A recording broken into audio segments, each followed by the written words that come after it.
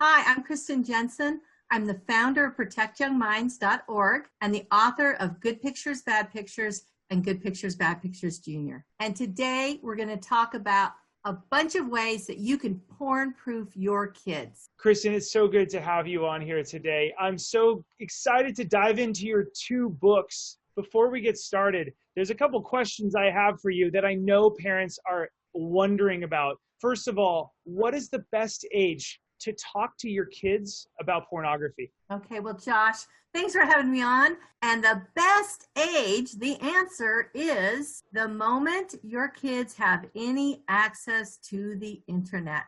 It's not one specific age, but when you think about it, when your toddler is 2 years old and running out, you warn them about the cars in the street. And so when they're old enough to be online or have any access, you've got to give them that gentle warning, that beginning, so that they understand that there are some dangers and they need to avoid them and how to avoid them. I love that example of cars in the street. A lot of parents will say, oh, but I'll warn my kids about this when I'm ready. But you would obviously warn your kids about looking left and looking right before stepping into a street years before they're ever going to get into a car or even ride or bike alone. But I love that. Okay, you've got two books. I read them both. I like them. I'm rooting for you here, my friend, because you're really keeping kids safe. You have the original one that I've seen for years. This is on Amazon, everybody. Go pick it up. It is an amazing dialogue. Good Pictures, Bad Pictures, porn-proofing today's young kids. Now, just real quick, because I'm tooting your horn because I am a huge fan of yours. This is an incredible book, and the illustrations are gorgeous. They're not cartoonish. They're actual watercolors for a reason, right? You write this in the front of the book or the back of the book. I love it. Absolutely gorgeous, interactive. You've got a second book that you've come out with. You're going to tell us the ages and everything else. Good Pictures, Bad Pictures, Junior. And this is all about a simple plan to protect young minds, right? So walk us through real quick the age. How are these books different? Let's talk about the original book. What age is this right for? Okay, so I wrote that book for age 7 to 11 because I found out that kids were getting into porn at very young ages. And they needed to be warned, right? None of us do very well when we're caught off guard. So we need to warn our kids. And basically, this is a dialogue between a proactive mom and dad who talk about pornography, what it is, why it's harmful, and what to do when you see it. So those three things, right? A simple age-appropriate definition. That's wonderful. A warning about how it can harm your brain. And 3, a plan, what to do when you see it. And both books have those 3 elements. I love it. Okay, now we're on to the junior version of it. What age is this good for? This is like 3 to 6 or 3 to 8, right? Depending. And the original book talks a lot about brain science, a lot about the brain science of addiction and how pornography can become an addiction. But this one is much simpler. It's just basically talking about good pictures and bad pictures and how bad pictures are pictures of people with little or no clothing on that focus on the private parts of the body that we keep covered with a swimsuit. So it's a very simple definition. And then, so we talk about pictures. Where do you see everywhere on our walls? Great. And that book is that it has little cameras. You know, those old-fashioned cameras that we used to carry. And now we have it on our... And your designer hid them inside of, so kids have to find them. Yeah, they love that. So it's a game built into the book, and you have a lot of them all over the book. All right. Okay, back to the important stuff. So this, the first book was 7 to 11, if I remember correctly, and this is 3 to 7, 3 to 8, if we have to. Some overlap. Our curriculum has that as well. Wonderful. Parents, the reason why we suggest this to you is you are the only one that can decide what's right for your kids. This is a great resource that she's developed over the course of several years with great people, spent thousands, tens of thousands of dollars illustrating, creating it. I have 6 books on the market. I got to tell you, these are gorgeous. These are better looking books than mine by far. And it is a lot of work to put together that much research, to test it. You're paving the way for parents to really make this easier for them so that the awkwardness doesn't have to happen. The thing is that we're growing up. Things are changing so much. It's hard to have a script. You know, I have scripts from my mother to face certain situations, but most parents these days don't have a script for how to talk about internet pornography or pornography in apps or whatever on social media. So this is just a script. Of course, you can change it up. You can customize it to your situation, but it's a comfortable way. You know, we're all used to sitting down with books, right, with our kids and reading them books. And the great thing about a book is that it has a beginning, so it gets you started, has a middle that helps you have a conversation and teaches your child, and then it has an end. So it sometimes when we get into conversations with our kids, sometimes they can go on a little too long. So this is great because it kind of has those boundaries, but it's something that you can revisit time and time again. Okay, I've got some important questions for you here that I know parents are going to want to know. Number one, you urge parents to talk to their younger kids about pornography from a very early age. But a lot of parents worry that telling their kids about porn might make the student, the kid, the child more curious to see it.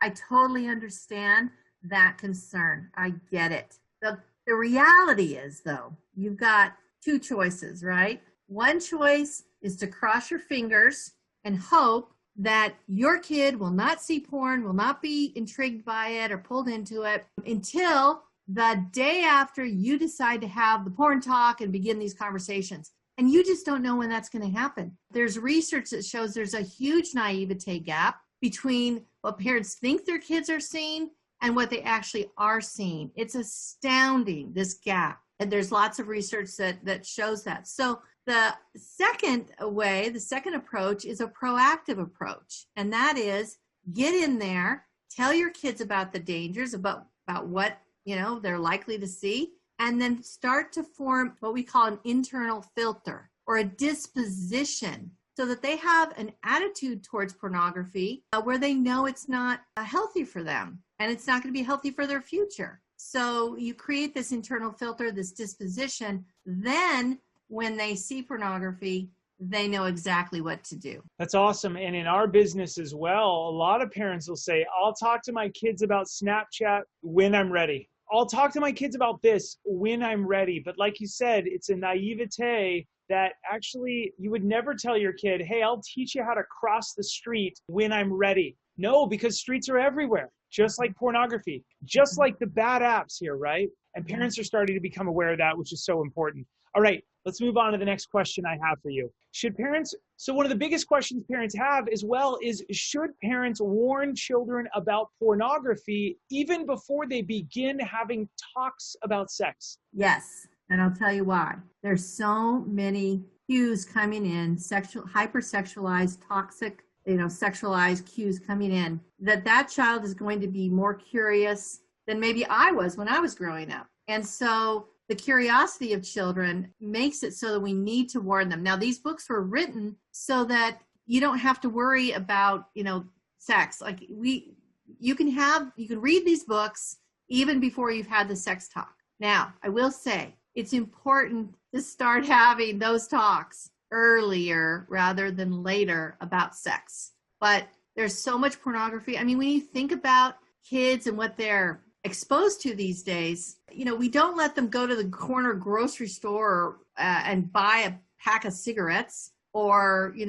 alcohol, but we give them this and they can get all the pornography they want with a couple of taps, right? So it's really important to begin early, warning them, giving them a plan so they know what to do. And if I could just give a really quick story to illustrate this. There was a mom, I've heard of so many 5-year-olds getting exposed to porn, which is tragic, and even younger. But I'll just give you this story. There's a 9-year-old, his mom read him good pictures, bad pictures. He went to school. A few days later, one of his friends on the playground showed him pornography on a phone. And this little boy went home to his mom and said, I was scared, but I knew what to do. So it was scary. It was shocking what he saw, but he was prepared. He knew to look away. He knew to tell his mom. He had a safe place to process what was kind of a traumatic experience and to know and to have her help and his parents help with that right from the get-go, which is ideal. That's a great little story. Now you have another phrase called the can-do attitude. What does this teach people? If we buy the book, we want to learn about that. What is the can-do attitude going to teach people? Yeah, well, the can-do, it's like a can-do plan, right? So, you have a stop, drop, and roll plan when there's a fire or whatever. So when these things happen, whether it's an earthquake or fire, whatever, we have these plans. Well, when a child is exposed to pornography, they need to know what to do. So Cando is basically the 5 steps that a child should do when they are exposed to pornography. So, for example, like the first step is C stands for close your eyes, turn away, basically stop looking at it, and then always tell a trusted adult. And so these are things that help the child know what to do, not only when they are exposed to pornography, like in the moment, right? But also what to do when those shocking memories come back and kind of, tempt them to go looking for more. They're, bring up their curiosity again. So it's important for them to know how to neutralize and minimize those memories. And we have a plan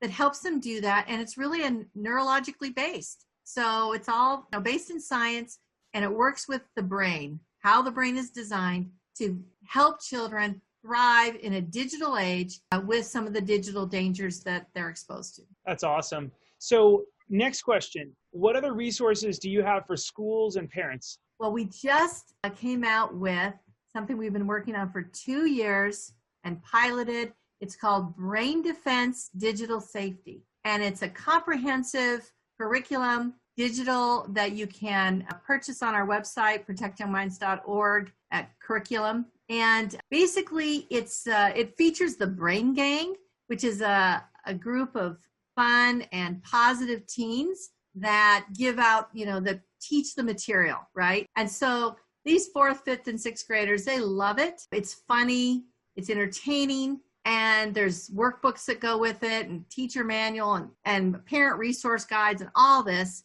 We've really built it out. But the great thing is that kids really love this. They learn a lot from it. They're engaged. It's funny. And they learn about screen health. They learn about porn refusal skills and addiction. And they learn about digital citizenship, how to be a kind and honest digital citizen. So that's Brain Defense at protectyoungminds.org. So yeah, check it out. We've got it for homeschoolers or families, all the way through classrooms and schools. That's great. I'm so impressed with what you've done, and you've helped a lot of people. Parents, if you haven't had that talk with your kids yet, please consider talking with your kids about it. Go to Amazon.com and search for Good Pictures, Bad Pictures. The junior book and the regular book are incredible. I've read both of them, and I think they can add a lot of value. Parents, if you're wondering how to learn more about Kristen, please click the links below, and you can go look at her awesome little website. Please make sure you have these dialogues with your kids early and often. The only safety app, if you will, that's going to protect your children is you. And that strong dialogue, that internal filter, right? Rather than setting up filters, some experts like set up filters. False sense of security, my friends. I got to be honest with you, and I'm very real. The one thing I have in my life is character. And I'm going to tell you right now, if you have these filters or these apps, you're like, we're good because we've got that. That's like outsourcing your transportation to Uber and outsourcing your safety to some other company. They will not be there for your children when you really need them. And that's why these books are so crucial, because they guide you through a river of dialogue. Let's hit on this topic and this topic and this topic. And you are the only person with a little bit of hard work that's going to protect your kids. That's why we had to have you on here today. Kristen, thank you so much for joining us. We really appreciate you. Thank you, Josh. It's been great. All of you on the next episode. As always, remember to keep it light, bright, and polite, because your kids are watching what you do online. Bye, everybody. Have a great day.